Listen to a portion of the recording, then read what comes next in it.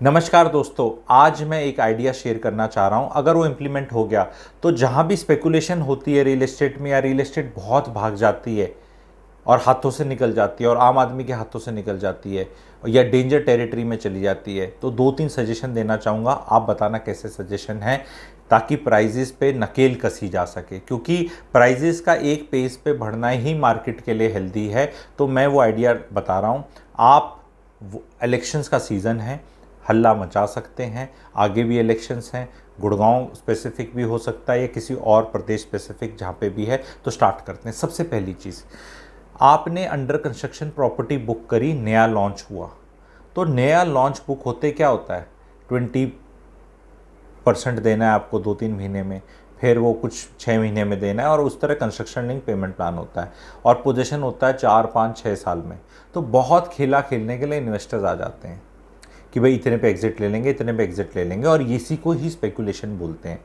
तो जैसे कि पुणे में होता है, पुणे यानी कि महाराष्ट्र, यानी कि मुंबई ऑल्सो, महाराष्ट्र में जब आपका बिल्डर बायर एग्रीमेंट हो उसी टाइम ही रजिस्ट्रेशन हो जाए प्रॉपर्टी का, उसी टाइम ही आपसे 8.5% ले लिया जाए। गवर्नमेंट को फ़ायदा है क्योंकि पहले पैसे मिल गया।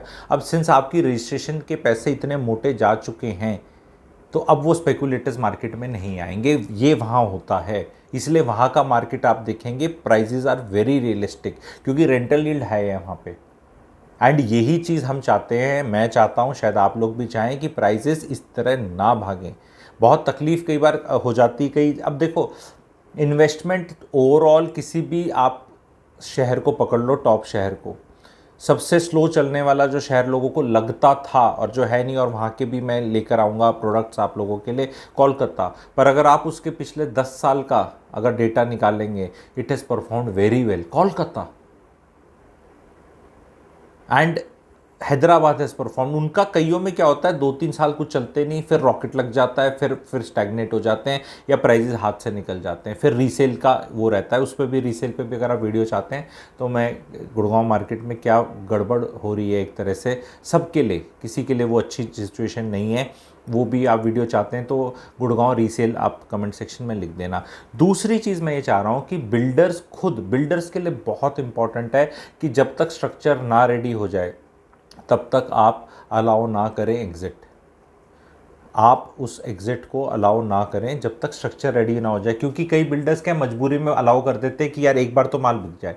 अगर आपने बहुत इन्वेस्टर्स इकट्ठे कर लिए और सभी निकलना चाहेंगे और फिर उनके पास अगर पैसे नहीं हुए, और अगर ज़्यादातर, हालांकि बिल्डर्स ने चेकअप किया है, बिकॉज ईओआई बहुत ज़्यादा लेते हैं, लोगों ने प्रोफाइल चेक करके भी डाला है, तो लिस्टेड प्लेयर्स हैं, बड़े प्लेयर्स हैं, जैसे कि आपके डीएलएफ हो गया, सिग्नेचर हो गया, कुछ उनने करा था जब उनके लॉन्चेस हुए थे, तो उन लोगों ने, वो लोग तो ईओआई ही लेवल इतना ज़्यादा हो गया है कि यार सीरियस आदमी ही आएंगे। वो एक फ़िल्टर सही है, लेकिन एक फ़िल्टर मैं कह रहा हूँ अभी मार्केट में डालना पड़ेगा। इससे क्या होगा, आपकी सेल्स वेलोसिटी तो ज़रूर कम हो जाएगी, ये मैं मानता हूँ, बिल्कुल कम हो जाएगी। लेकिन मैं बिल्डर्स को बोलना चाह रहा हूँ, भाई तुम्हें क्या जल्दी हो रही है, क्या जल्दी हो रही है कि 6 साल में प्रोजेक्ट बनेगा? 6 से पहले नहीं बनता।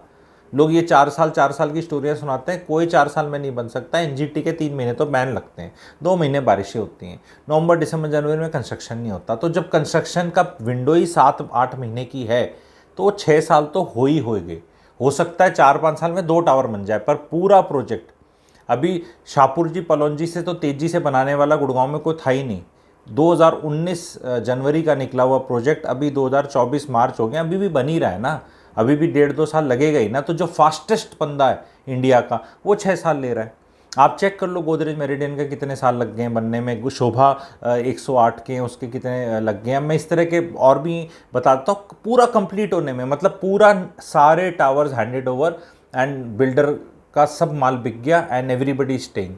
मिनिमम 6 साल लगेंगे, 7-8 भी लग सकते हैं, कईयों में इनमें 7-8 लग चुके हैं, कईयों में 10-12 भी लग रहे हैं। एंड आने वाले प्रोजेक्ट में तो बिल्डर को पता नहीं क्यों जल्दी हो रही है सारा माल निकालने में। फिर वो जैसे शोभा का अगर मैं बात करूं, तो मुझे ऐसा लग रहा है बिल्डर की मैनेजमेंट सोच रही होगी, यार हमने तो 16,000 रुपये निकाल दिया था आखिर, तो 1 साल से कम में रीसेल 21 की होगी, तो रख लेते भाई, थोड़ी सी रख लेते, थोड़ा सा सोच लेते, किसी ने नहीं बोला था। अब वो बाकी जो दूसरे प्रोजेक्ट्स हैं 106 में, जैसे ऐलान वगैरह, वो लोग समझदारी से चल रहे हैं।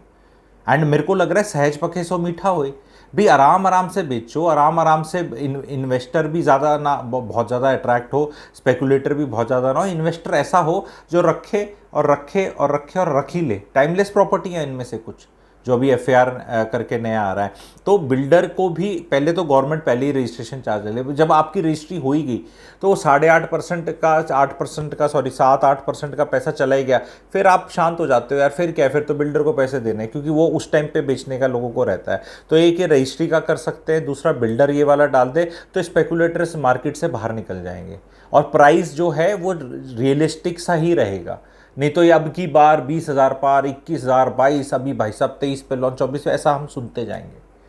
एंड ये हमें एट सम लेवल, अभी there are people like me and आप में से भी बहुत होंगे जो ऑलरेडी इन्वेस्टेड है, यहाँ तक नहीं तो यहाँ तक नहीं तो यहाँ तक तो इन्वेस्टेड है बहुत लोग, ठीक है। अब और कर नहीं सकते, तो हमारे लिए तो एक तरह से बहुत अच्छा है कि यार बस चांद तक पहुंच जाए, 50,000 रुपये फुट का रेट निकल जाए, सुनने में तो अच्छा है, पर मार्केट के लिए अच्छा नहीं है। और जो चीज़ मार्केट के लिए अच्छी नहीं है वो जिसने पैसा लगा रखा है उसके लिए भी अच्छी नहीं होगी। मैं भी चाहता हूँ कि गुड़गांव रियल एस्टेट में एक आम आदमी, एक आम तो क्या बोलूँगा, आम तो बिल्कुल नहीं ले पाते, लेकिन कुछ खास आदमी जो होते हैं, कम से कम खास आदमी तो खरीद ले, क्योंकि गुड़गांव की रियल एस्टेट तो ऐसे ही भागती जा रही कि खास आदमी भी नहीं ले पाएगा। पता नहीं कौन से कहाँ से लाना पड़ेगा यहाँ इन्वेस्ट करने के लिए।